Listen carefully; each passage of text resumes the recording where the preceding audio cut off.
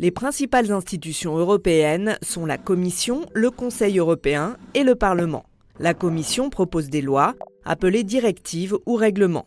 Elle est composée de 27 commissaires, un par État, dont la nomination est approuvée par le Parlement européen sur proposition du Conseil. Les commissaires ne défendent pas les intérêts de leur État d'origine, mais ceux de l'UE tout entière.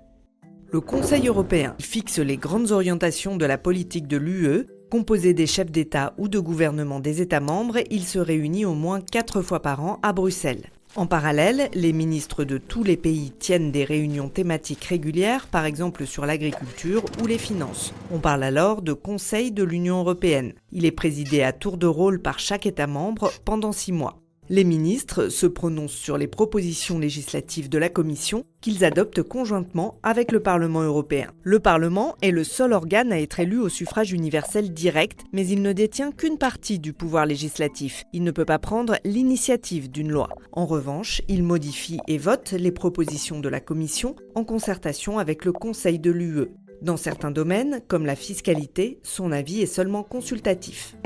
Les États membres se chargent ensuite d'appliquer la législation européenne et la Commission veille à son respect.